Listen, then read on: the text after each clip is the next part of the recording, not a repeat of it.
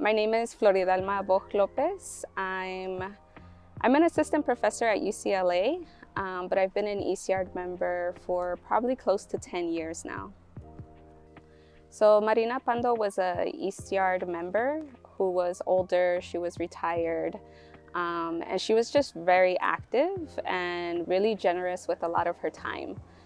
So she would come to do just a wide variety of different activities that we were doing with ECR. She was kind of always present and very supportive too, like just a very positive person to be around, and was at the same time very good at kind of explaining the work that ECR does to different audiences.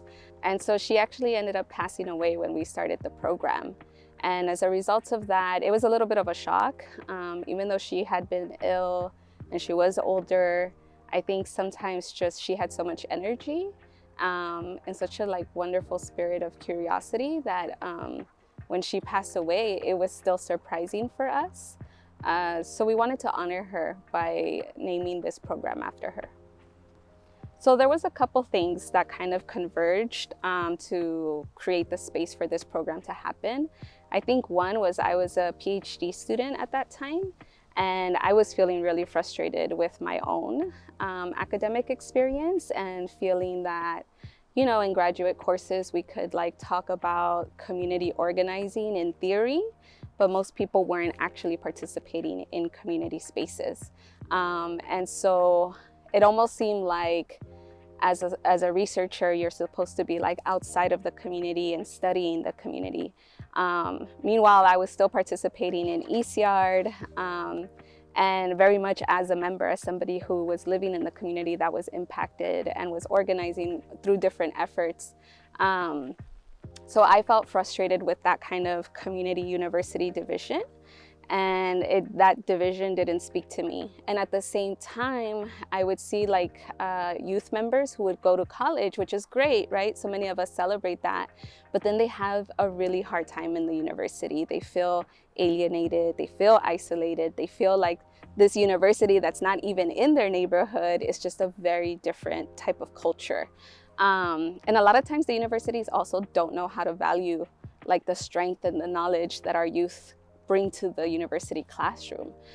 So because of all of these different aspects, I really wanted to create a program that was going to do community engaged research, but the researchers were also going to be community members, and they were going to be young people who kind of brought both strengths to the table. They could look up articles online, right? Like academic research articles, and read them, but they had also already organized in their community since they were high school students. And so I really wanted to create also an environment that was supportive of them and valued them and showed them that research could be a positive thing. It didn't have to come from a really negative place of training them or anything. This program sounds really great. It's also very challenging. It's a short timeline. It's a lot of different moving pieces that are involved with doing research, and at the same time, they're also having to engage with the organizers from ECR and the members from ECR to be able to do this research. And so there's a lot of moving pieces, and they have to be able to know how to collaborate and know how to work with others and kind of contribute their own time and energy. So the projects vary widely. It's everything from issues around water to issues around lead pollution, issues around community gardens and urban gardens, food apartheid. The issues that we look at really vary, but I would say that everybody has to learn how to work collaboratively to be able to make the project happen. For me, the value of the program is really showing community members that they have the capability to do their own research. And that means multiple things. One, that community members know what kinds of questions need to be asked and how to ask them. And that there's also young people who are already part of the community, who already know the issues, who have the skill set to be able to go and seek out more information about those questions. And then that what these young people also have, that's a very particular skill and strength, is that they can then communicate their findings back to other community members. So that's a really important part of our program, is the community presentation night. So students work over the course of multiple weeks to do these research projects, but then they develop these posters and they kind of stand up in a room and present it to all the ECYARD members who can make it that night to learn about the different projects, right? And if you know ECYARD members, we're talking about communities that are predominantly working class, predominantly immigrant. And so it's really powerful to be able to be the person who not only conducted this research, but then who can tell your neighbor, this is the question I was asking, this is the information I found out, this is what I think it means.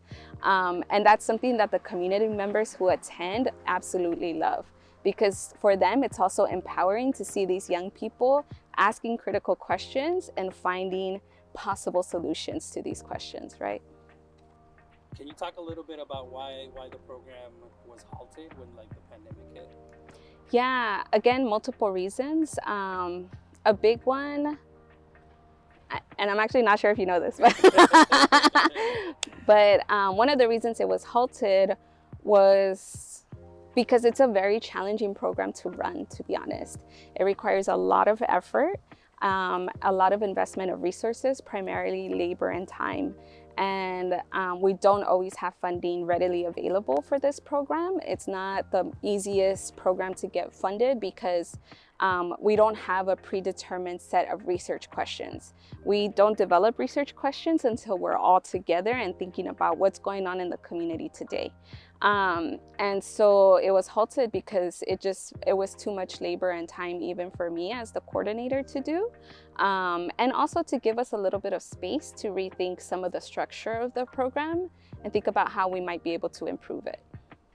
Well, I think it's important to resource programs like this because I think they're very unique and they're very community-led and driven, and they also create a space for leaders to develop within the community organization and for young people to stay connected to their community, right? And to come back and be advocates and use the new skills that they're learning at the university in that advocacy.